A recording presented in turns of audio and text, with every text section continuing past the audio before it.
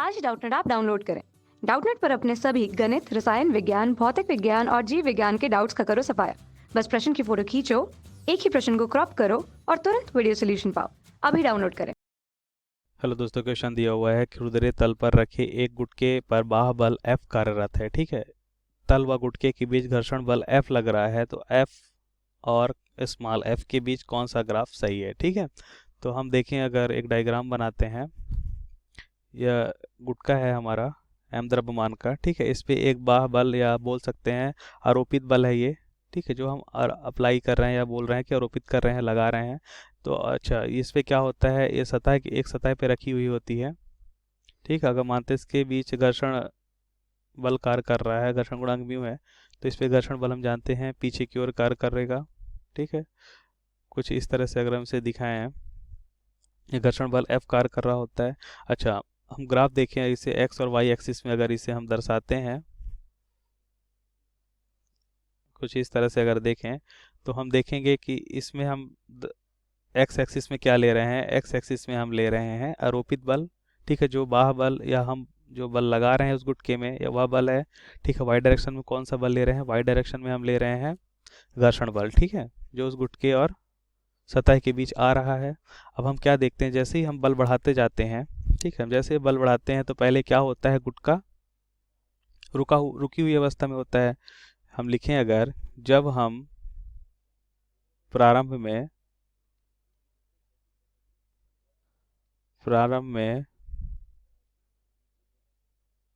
बल लगाते हैं तो क्या होता है, गुटका स्थिर अवस्था में होता है। प्रारंभ में क्या होता है, गुटका स्थिर अवस्था में रहता है। ठीक है, स्थिर अवस्था में रहता है। ठीक, हम देखते हैं स्थिर अवस्था में क्यों रहता है, क्योंकि इस पे घर्षण बल कार्य कर रहा होता है। ठीक है, तो अगर हम देखें कि हम बल लगा रहे होते हैं कुछ इस तरह से, घर्षण बल F भी, ठीक है, उतना ही होता है।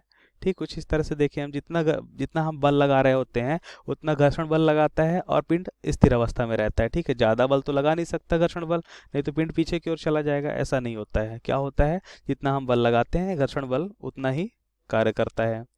हम धीरे धीरे क्या होता है, घर्षण आरोपित बल बढ़ाते जाते हैं। ठीक है, बाह्य बल बढ़ाते जाते हैं पिंड पे, घर्षण बल उतना ही बढ़ता जाता है। ठीक है, एक अवस्था ऐसी आती है, हम मानते हैं कि यह एक ऐसी पॉइंट होता है जिसपे क्या होता है, एक ऐसा बिंदु है जिसपे हमारे द्वारा आरोपित बल है वो क्या हो रहा है, घर्षण बल के बराबर है और अधिकतम है। ठीक है, इस पॉइंट के बाद अगर हम थोड़ा सा भी बल बढ़ाते हैं तो क्या होता है, पिंड में गति स्टार्ट हो जाती है। हम बोल सकते हैं कि पिंड गति करने लगता है। तो कुछ इस तरह से इसका ग्राफ बनता है, इस तरह से। ठीक है, अब क्या होता है, पिंड गति करने लगती है, उसके बाद क्या होता है, घर्षण बल का मान थोड़ा कम हो जाता है और पिंड पे कितना भी बल लगाएं घर्षण बल का मान समान बना रहता है। ठीक है, कुछ इस तरह से हम देखें ग्राफ, तो इसका मतलब क्या हुआ कि जो यह मैक्सिमम घर्षण बल होता है इसे हम क्या बोलते हैं, सीमांत घर्षण बल बोलते हैं।